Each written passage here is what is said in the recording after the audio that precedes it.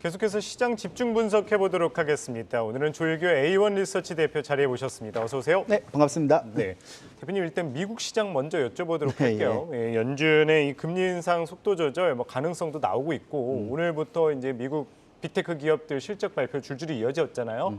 이에 따른 시장 영향 어떻게 보십니까? 일단 그 빅테크 기업을 제외한 금융주라든지 아니면 예. S&P 기업들이 대부분 다 3분기 실적이 좋았습니다. 그렇죠. 그렇기 때문에 빅테크 기업들이 어떨지에 대한 부분들이 되게 궁금한데요. 일단 인플레이션 금리 속도 조절론하고 이제 관련해서 제가 몇 가지 얘기 드리면 예. 이게 왜 나왔는가 하면 이게 인플레이션이 공급망 이게 문제 때문에 이게 올라간 거잖아요. 그러니까 이게 굉장히 빠르게 긴축을 한다고 해서 이게 잡히냐.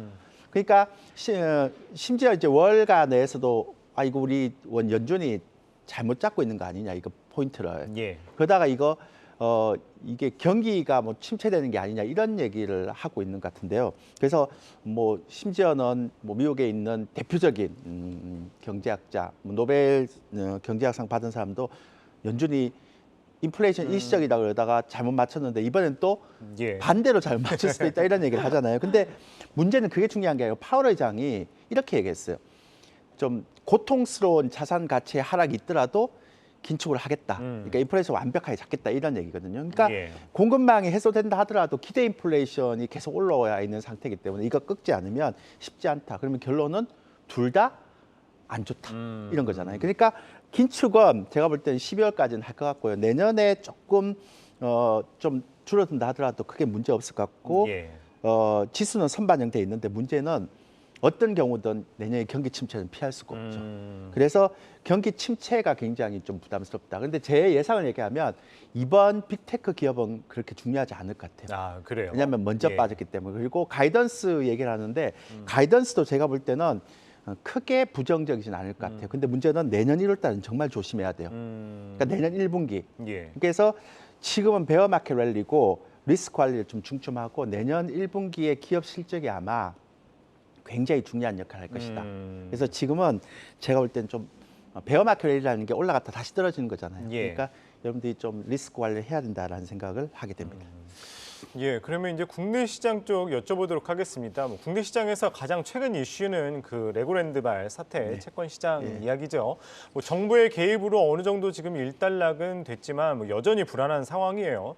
앞으로 좀 시장 영향 어떻게 보세요? 이와 관련해서는? 제가 이 방송에 나와서 계속 얘기 드렸던 게 앞으로 되게 힘들 거다. 특히 회사채 시장 힘들 거다라고 말씀드리고 예. 재무가 안 좋은 기업들을 빨리 바꾸시라라고 했는데 이제 이게 터져버렸어요. 그러니까 롯데건설 같은 경우는 모회사가 또 단단한 모회사가 있기 때문에 돈을 지원해 줄 수 있고 예. 유상증자를 할 수 있는데 그 모회사 없는 쪽은 어때요? 할 수가 없잖아요. 그렇죠. 그러니까 결과적으로 회사채 금리를 되게 높게 주겠다도 금융권에서 안 한다는 거는 실질적으로 되게 부담스러운 게 있죠. 그래서 이건 좀 이따 제가 개별주 매매 얘기하면서 다시 얘기하고요. 예. 10월 수출 증감률 발표했거든요. 그러니까 1일에서 20일까지 예. 준비한 자료 보시면 나오는데요. 제가 사실 이거 기대를 좀 했는데 외국인들이 많이 샀기 때문에 한 예. 2조 정도 샀기 때문에 기대를 했는데 좀 실망스럽습니다. 아, 그런가요? 이게 예. 10월 수출 증감률을 보면 이게 데이터가요. 이게 나오는 게 5.5가 나왔습니다. 그러니까 이게 너무 안 좋은 거죠. 예. 그러니까 증감률 차트를 보면 그래서 이게 10월 달에 수출 증감률이 저는 한 9% 정도 나올 줄 알았는데 이게 5밖에 안 나왔어요. 아, 그래요? 5.5밖에 안 나왔어요. 예, 그러니까 예. 이게 여기 보시면 아시겠지만 예. 지난번 2.8 찍고 예. 9.5가 나와야 되는데 5.5밖에 안 찍었죠. 절반 너무 정도밖에 나온 거네요. 너무 실망스러워서 저는 예. 이걸 보면서 이건 내년에 글로벌 경기 둔화가 굉장히 좀 지속돼 있구나 이런 생각을 하고 있고요. 두 번째 금융투자 인버스 수급 제가 계속 말씀드렸잖아요. 그렇죠. 금융투자 인버스 수급을 보면 이것도요. 보세요. 인버스 ETF 수급인데 예. 제가 지난번 나올 때 했죠.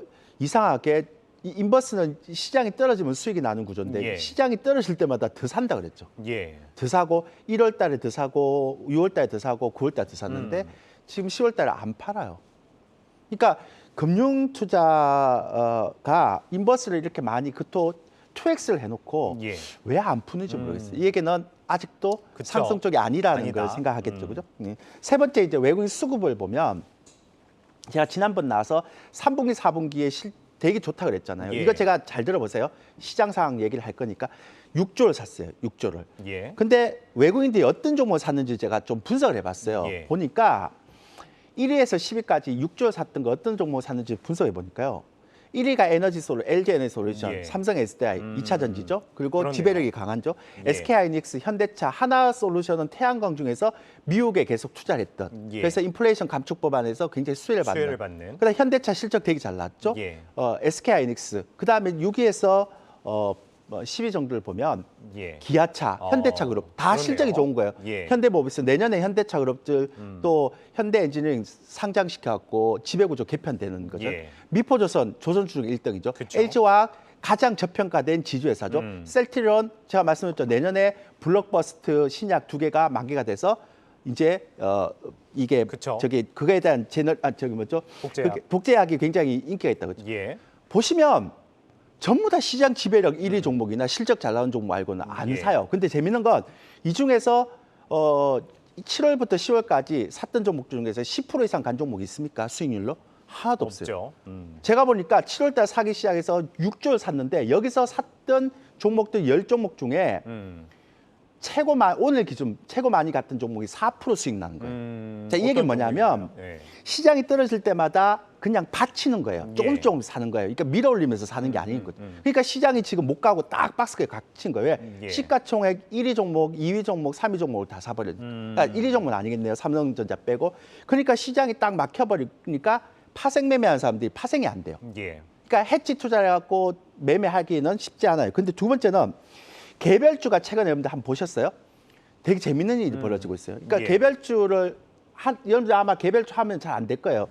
어느 날 개별주가 아무 근거도 없이 거래가 막 터지면서 주봉이 양보 쫙 올라와요.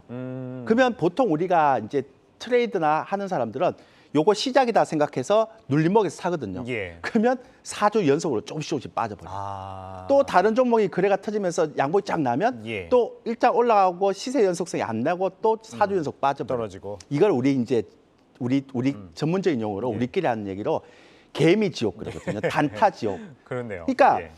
개별주도 이런 식으로 올렸다가 연속성이 없이 쭉쭉쭉쭉 빼고 그다음에 지수도 아까 외국인들이 사놓고 있으니까 박스권에 묶여버리고 매매도 예. 안 되고 이러니까 시장은 안 빠지는 것 같죠? 근데 직접 매매를 해보시면 정말 힘든 시장이에요.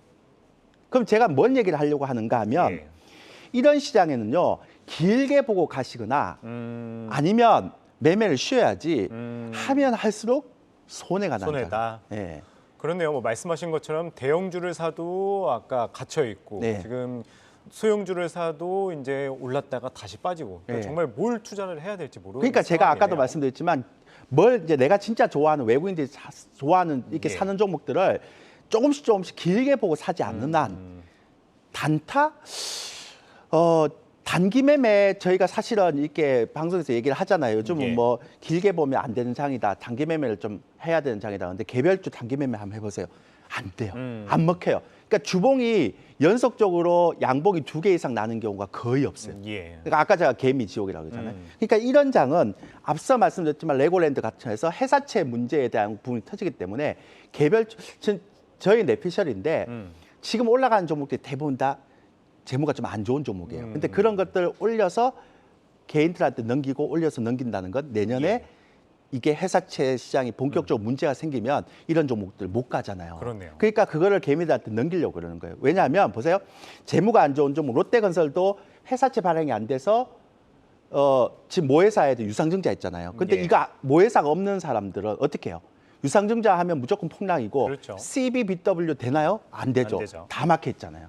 그러니까 제가 지금 정말 중요하게 생각하는데 개별주가 막 올라간다고 그걸 따라서 하고 이러면 그걸 물리면 내년에는 굉장히 고생을 하게 됩니다. 그래서 지금 같은 경우는 조금 더 길게 보시고 하거나 아니면 쉬시거나 그리고 저는 매번 얘기하지만 좀 좋은 종목으로 종목 교체를 하고 예. 그다음에 이렇게 안 보일 때는 좀 기다리고 물량 현금을 많이 갖고 있으면 기회가 오거든요. 예. 그런 걸 좀 해주시면 좋겠다라는 생각을 좀 하고 있고요.